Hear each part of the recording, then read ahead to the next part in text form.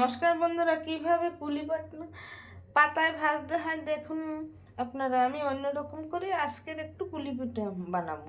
আমি এখানে নারকেল গুড় দিয়ে এটা পাক দিয়ে নিয়েছি। এখানে নারকেলের দুধ গুড় দিয়ে ভিজিয়ে রেখেছি। এখানে 1 কাপ চালের গুঁড়ি লাগবে। এখানে আমি জল গরম দিয়েছি। জলটা গরম হলে আর 1 চামচ লবণ দিয়ে দিয়েছি। একটু গরম হলে পরে আমি চালটা দিয়ে দেবো। এই যে জল গরম হয়ে গেছে, এখন চাউলের গুঁড়িটা দিয়ে দেবো এর মধ্যে। এই যে দিয়ে এখন এইভাবে একটু সময় পাক দিয়ে নিতে হবে। এই যে আমি চালের গুঁড়িটা এইভাবে কাই করে নিতে হবে। একটু ঠান্ডা থাকতে থাকতে গরম গরম থাকতে আমি চাউলের গুঁড়ি দিয়ে এটাকে ছেনে নেব।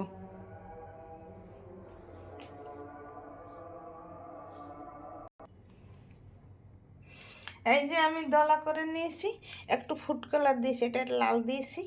এইভাবে ছেনে এইভাবে সুন্দর করে নিতে হবে। আর এখানে একটু সবুজ ফুড কালার দিয়েছি, আর এটা সাদা রাখবো।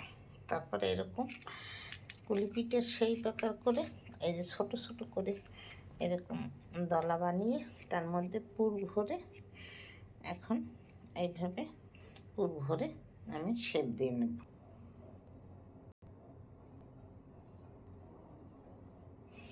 এই যে কয়েকটা বানিয়েছি, এখন এইটার মধ্যে এইভাবে পুর ভরে এই যে নারকেল দিয়ে তারপর 2 পাশ থেকে এরকম ধরে তারপর এখানে এরকম পাশে শেপ কেটে নিতে হবে। এই যে দেখুন এইভাবে করে দিতে হবে। সুন্দর একটা ডিজাইন হয়ে যায়। এইরকম একটু টেনে টেনে দিলেই দেখতে খুব সুন্দর হয়। আমি এটা 2 হাত দিয়ে করেছি, এখন 1 হাত দিয়ে আপনাদের দেখানোর জন্য এইভাবে আমি কেটে নিয়েছি। দেখুন দেখতে কত সুন্দর হয়েছে। এইভাবে করে আমি এখানে ভাজা দিয়ে দেব কলার পাটায়। এই যে দেখুন আমার সবগুলা বানানো হয়ে গেছে। এখন আমি চুলে ধরিয়ে দিলাম। এখন কলা পাতায় সাজিয়ে এটাকে সাজিয়ে দেব। এইভাবে দেখুন কিভাবে আমি সাজাই।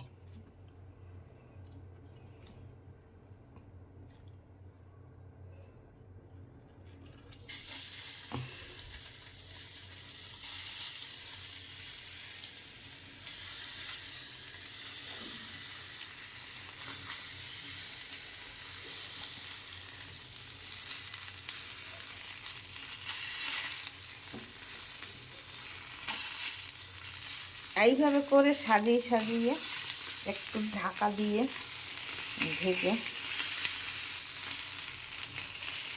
এটা ভাজলেই তৈরি হয়ে যাবে।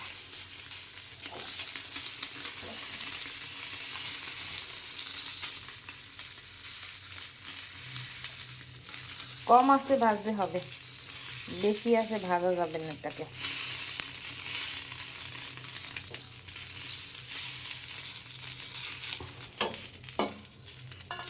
এখন যে গুড় নারকেলের জলটা ভিজিয়ে রেখেছিলাম, এইটা একটু একটু করে এরকম দিতে হবে গায়ের উপরে সবগুলোর।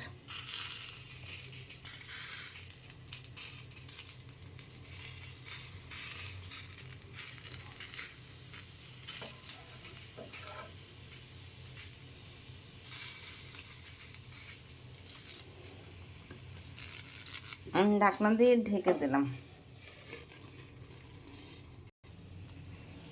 আমার ওই পিঠে দাগ লেগে গেছে, এখন এইভাবে ফিরিয়ে দিতে হবে। এইভাবে করে এই যে দেখুন দাগ লেগে গেছে। শীত বলে কথা, পিঠা খাওয়া পুলি খাওয়া হবে না, সেই কি হয় তা কি হয়। এইভাবে করে সবগুলো আমি ফিরিয়ে দেব। এই 1 পিঠে দাগ লেগে গেছে, এখন আর 1 পিঠ এইভাবে ওই পিঠ সেদ্ধ হয়ে গেছে।